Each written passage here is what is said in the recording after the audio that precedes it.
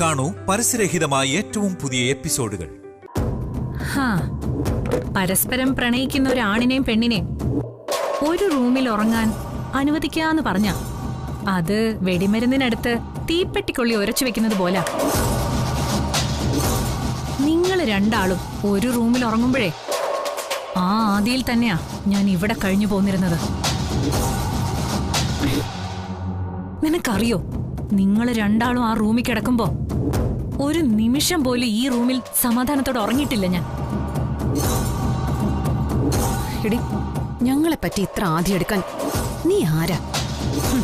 അത് ഇനി നിനക്ക് മനസ്സിലായില്ലേ? വിഷ്ണുവേട്ടൻ എന്റെയാ.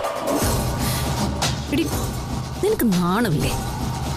മറ്റൊരു സ്ത്രീയുടെ മുന്നിൽ വന്ന് അവളുടെ ഭർത്താവ് നിന്റെ സ്വന്തമാണെന്ന് പറഞ്ഞിങ്ങനെ വെല്ലുവിളിക്കാൻ. ലോകത്തെ ഏറ്റവും വില കുറഞ്ഞ സ്ത്രീകൾ പോലും ചെയ്യാത്ത പരിപാടിയായത്. നിനക്കൊപ്പം താഴം വിഷമമുള്ളതുകൊണ്ടാ. അല്ലെങ്കിൽ എന്നേ ഞാൻ നിന്റെ അണപ്പല്ലടിച്ച് താഴെയിട്ടേ. ഏതർത്ഥത്തിലാടി നീ വിഷ്ണുവേട്ടന്റെ ഭാര്യയാകുന്നത്? ഇപ്പൊ വിഷ്ണുവേട്ടന്റെ റൂമിൽ നിന്ന് എന്നെ പുറത്തായിട്ടും നിന്ന് കുരയ്ക്കുന്നോ? വിഷ്ണുവേട്ടന്റെ റൂമിൽ നിന്ന് നിനക്കൊക്കെ എന്നെ പുറത്താക്കാൻ കഴിയും. ആ മനസ്സിൽ നിന്ന് എന്നെ പുറത്താക്കാൻ ഈ ലോകം മുഴുവൻ വിചാരിച്ചാലും സാധിക്കില്ല സുസ്മിതേ. പിന്നെ ഏതർത്ഥത്തിലാ ഞാൻ വിഷ്ണുവേട്ടന്റെ ഭാര്യയാകുന്നെന്ന് ചോദിച്ച,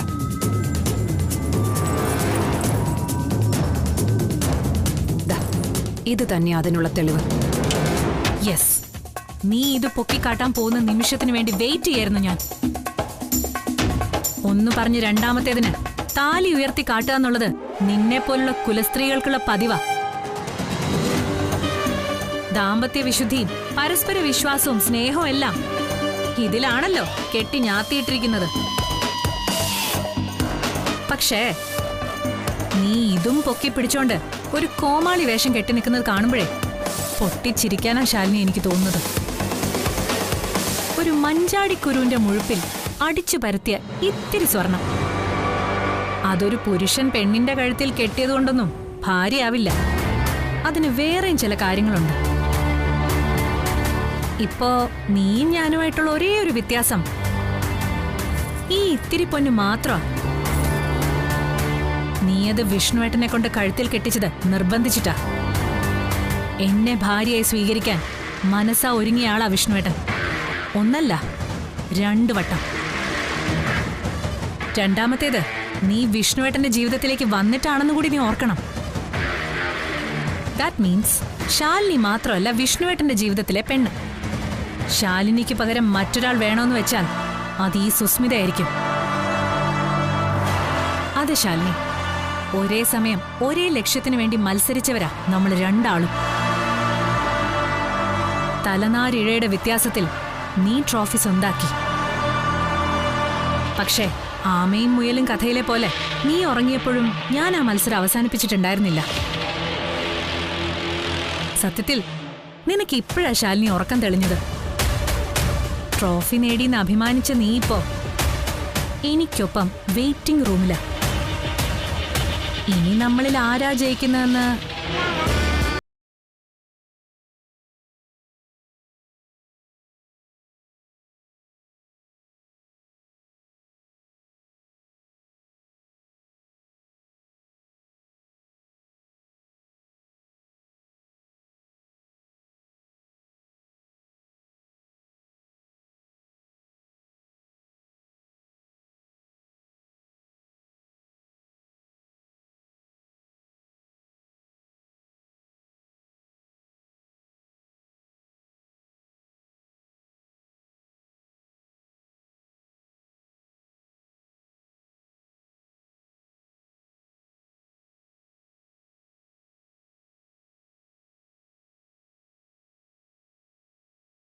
കൈയായി എന്നെ കൊണ്ട് നീ അത് ചെയ്യിക്കരുത്.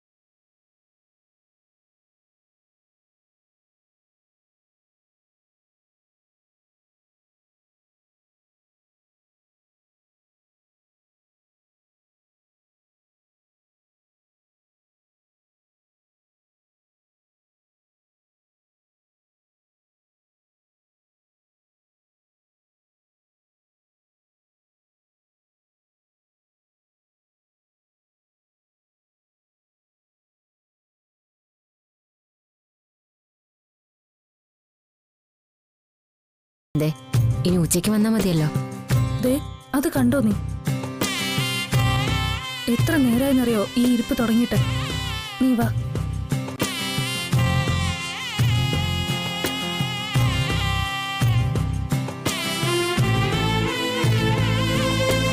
ശാരദാമ്മേ,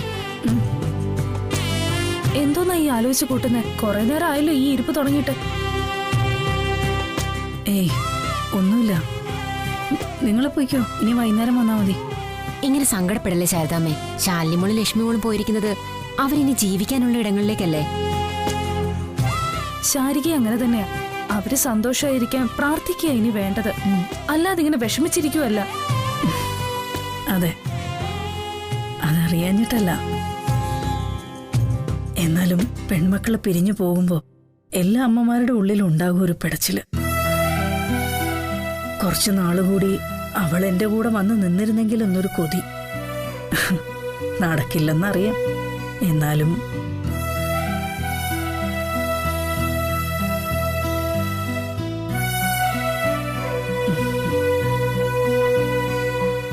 ഇടയ്ക്ക് അവര് വീട്ടിൽ വന്ന് നിൽക്കുമ്പോ ഒരു വെപ്രാളോ. അവർക്ക് ഇഷ്ടപ്പെട്ട വിഭവങ്ങളൊക്കെ ഓർത്തെടുത്ത് പാചകം ചെയ്ത് സൽക്കരിക്കാൻ. അവര് തിരിച്ചു പോകുന്ന സമയം ഓർത്ത് ആകുലപ്പെട്ടുകൊണ്ടിരിക്കും. പടിയിറങ്ങുന്ന സമയത്താ നെഞ്ചു പൊടിയുന്നൊരു വേദന വരുന്നത്. ആ നിമിഷം മുതൽ തുടങ്ങും അവര് വരുന്ന അടുത്ത ദിവസത്തിന് വേണ്ടി കണ്ണിൽ എണ്ണ ഒഴിച്ചുള്ള കാത്തിരിപ്പ്.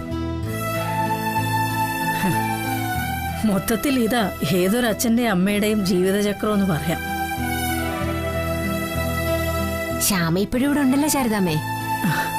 അവളും പോവും, ഉറപ്പല്ലേ? എല്ലാരും പോവും പിള്ളേരെ. ഓരോരുത്തർക്ക് അവരവരുടേതായ മാത്രം ജീവിതമുണ്ട്. ശാരദ മാത്രമേ ഉണ്ടാവൂ ഇവിടെ അവസാനം വരെ.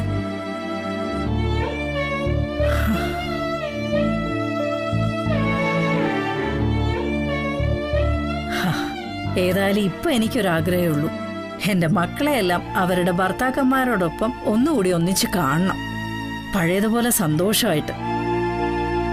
അതിനല്ലേ ശാരദാമ്മേ ദാമ്പത്യ പൂജ വരുന്നത്?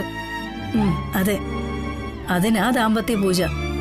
അതിന് അവരെല്ലാരും വരുമെന്ന് ഉറപ്പാക്കണം. ഇനിയൊരു പക്ഷേ എനിക്ക് അവരെ അങ്ങനെ കാണാൻ പറ്റിയില്ലെങ്കിലോ? ശാരദാമ്മ എന്തായി പറയുന്നത്? ഓരോരുത്തർക്കും ഓരോ തിരക്കല്ലേ രാജി, അതുകൊണ്ട് പറഞ്ഞെന്നേ ഉള്ളൂ. നിങ്ങൾ ചെല്ല്, നിങ്ങളുടെ വീട്ടിലും കാത്തിരിപ്പുണ്ടല്ലോ ചിലര്. കാത്തിരിപ്പിന്റെ വേദന അത് കുത്തി നോവിക്കുമ്പോഴേ അറിയാൻ പറ്റും. അതൊരു വല്ലാത്ത വേദനയാ.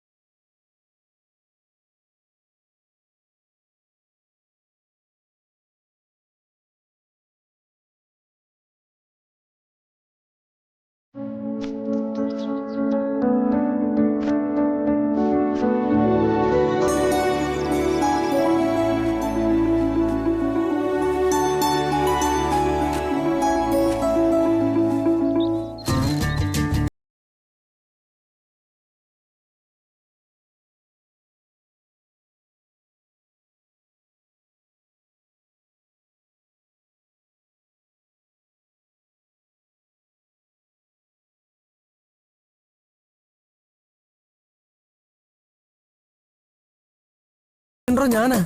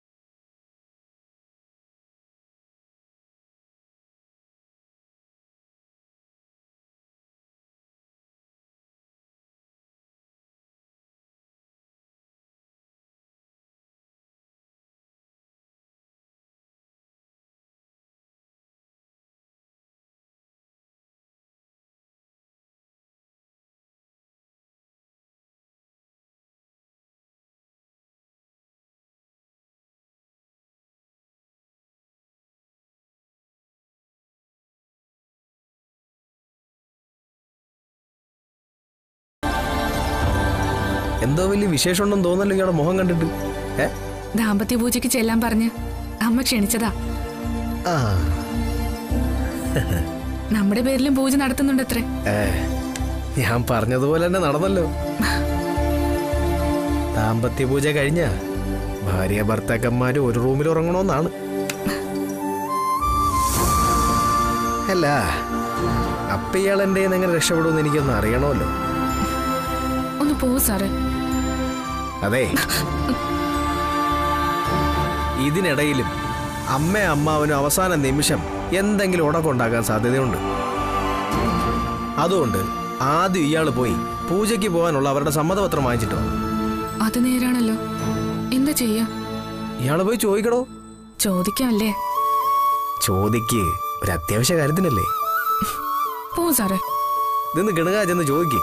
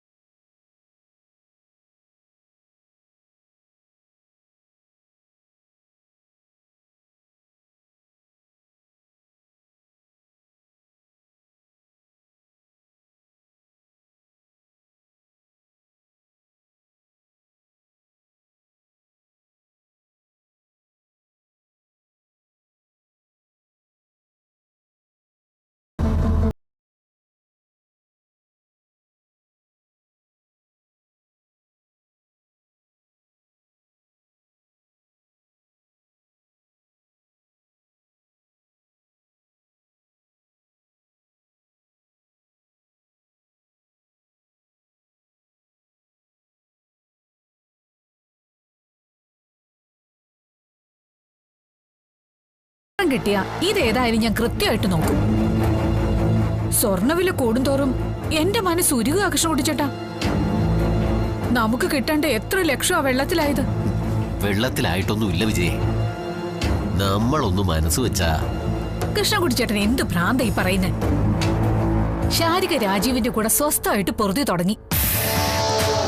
ശാരദാമ്മയ്ക്കാണെങ്കിൽ സ്വർണത്തിന്റെ കാര്യത്തിൽ ഇപ്പൊ മിണ്ടാട്ടോ ഇല്ല. അവർക്കത്രേ ലാഭം. ശാരദാമ്മയുടെ കയ്യിൽ നിന്ന് മൂക്കേ പോറാനുള്ള പൈസ പോലും കിട്ടുമെന്നുള്ള പ്രതീക്ഷ ഒന്നും എനിക്കില്ല വിജയേ. പിന്നെ എന്തുദ്ദേശിച്ചാ കാശ് വെള്ളത്തിലായില്ലെന്ന് കൃഷ്ണകുട്ടിച്ചേട്ടൻ പറഞ്ഞത്? ഞാൻ ഈ പറയുന്നത് നമ്മള് രണ്ടാളും അല്ലാതെ വേറൊരാൾ അറിയരുത്.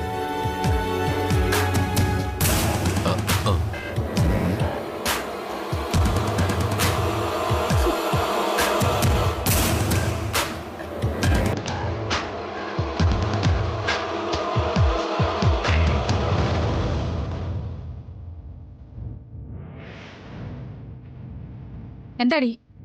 ഞാൻ അമ്മ വിളിച്ചിരുന്നു. നിന്റെ അമ്മ വിളിച്ചാ ഞാനെന്താ തലേ കുത്തി നിൽക്കണോ? അതല്ല. പിന്നെ വിജയ്, മോക്ക് പറയാനുള്ളത് എന്താന്ന് വെച്ചാ ഒന്ന് കേൾക്ക്.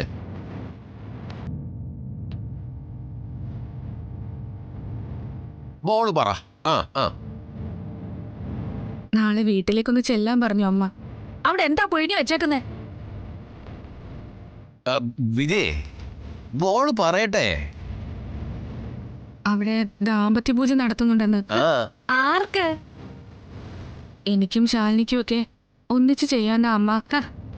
ഓ, ഇനിയിപ്പോ അതിന്റെ ഒരു കുറവേ ഉള്ളൂ. ബാക്കിയെല്ലാം തികഞ്ഞിരിക്കുമല്ലേ?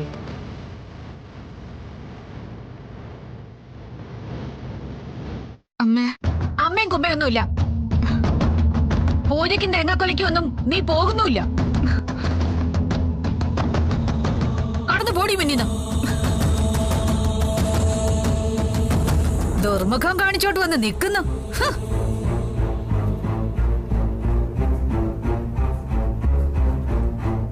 നീ എവിടെ നിക്ക്. മോള് നാളെ രാജീവിനെയും കൂട്ടി ശാരദാമ്മയുടെ വീട്ടിലേക്ക് പോകുന്നു ദാമ്പത്യ പൂജയ്ക്ക്. കൃഷ്ണകുട്ടി ചേട്ടാ, ഇത് എന്റെ തീരുമാനമാ. ഞാനാ ഈ വീട്ടിലെ കാരണവര്.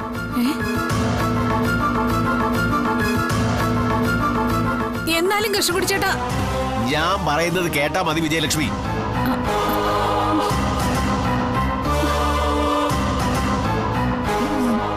മോള് പോയിക്കോ.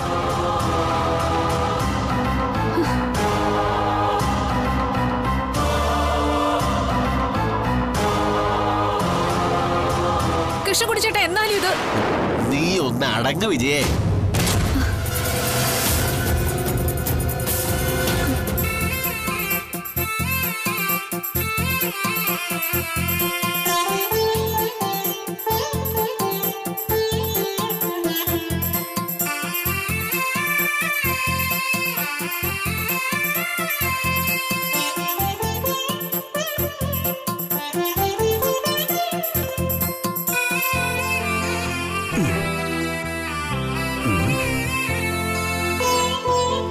എന്ത് പറഞ്ഞ അമ്മയമ്മാവനും?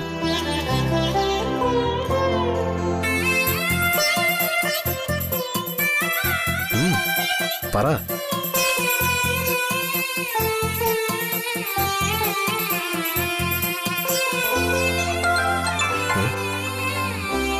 എന്റെ ഫോണാണല്ലോ.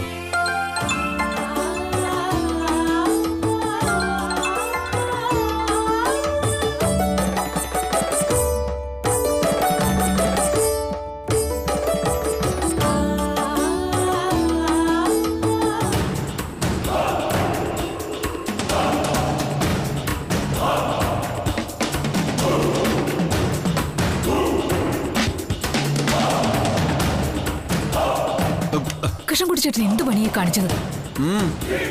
ദാമ്പത്യ പൂജയ്ക്ക് അനുവാദം കൊടുത്തു എന്ന് പറഞ്ഞ അവരുടെ ബന്ധത്തിന് നമ്മൾ പൂർണ്ണ സമ്മതം കൊടുത്തു എന്നാ അതിനർത്ഥം. നിന്റെ പ്രശ്നം ഇപ്പൊ എന്താ? ദാമ്പത്യ പൂജയോ അതോ സ്വർണമോ? മറുപടി പറയുന്നീ. അത് സ്വർണം തന്നെയാ. അവളെ ദാമ്പത്യ പൂജയ്ക്ക് വിടുന്നത് വഴി നമുക്കുണ്ടായ പ്രശ്നം പരിഹരിച്ചാലോ? ശാരദാമ്മ സ്വർണം തരുമെന്നാണോ കൃഷ്ണൻകുട്ടി ചേട്ടൻ പറയുന്നത്? ശാരദാമ്മ ഒലക്ക തരും. നിനക്ക് സ്വർണം കിട്ടിയാ പോരെ. കൃഷ്ണൻകുട്ടി ചേട്ടൻ കാര്യം തെളിച്ചു പറയും. ഇതേ നമ്മളൊരു മാടിനെ വളർത്തിയെന്ന് വിചാരിക്കുക. അതിനെ 2-3 ലക്ഷത്തിന് ഒരാൾക്ക് വില പറഞ്ഞ് വിറ്റു. അയാൾ ആ മാടിനെ കൊണ്ടുപോയിട്ട് നമുക്ക് ആ പണം തരുന്നില്ലെങ്കിലോ? കുത്തിന് പിടിച്ചുയർത്തി വാങ്ങിക്കണം. കുത്തിന് പിടിച്ചാല് അയാളെ കയ്യിൽ പണം തരാൻ ഇല്ലെങ്കിലോ? അപ്പൊ നമ്മൾ മാടിനെ തിരികെ പിടിച്ചോണ്ട് വന്ന് വേറെ ആൾക്ക് വിൽക്കണം. ആ, അത് തന്നെയാ നമ്മൾ ഇവിടെയും ചെയ്യുന്നത്. രാജീവിന് കൊടുക്കാന്ന് പറഞ്ഞ സ്ത്രീധന തുക ശാരദാമ്മയുടെ കയ്യിലില്ല. അതിനി ഉണ്ടാകാനും പോകുന്നില്ല. കുറച്ച് കാശ് സമ്പാദിച്ചാലും പെണ്ണ് വേറൊരെണ്ണം നിൽക്കുക കെട്ടിച്ചു വിടാൻ. ഇതൊക്കെ എനിക്കറിയാവുന്ന കാര്യങ്ങളല്ലേ. അതുകൊണ്ട് രാജീവിന് നമ്മൾ വേറൊരു കല്യാണം ആലോചിക്കുന്നു, നടത്തുന്നു. അതെങ്ങനെ നടക്കും കൃഷ്ണൻകുട്ടി ചേട്ടാ? ആ ശാരിയെ കെട്ടിപ്പോയില്ലേ? എന്നാര് പറഞ്ഞു?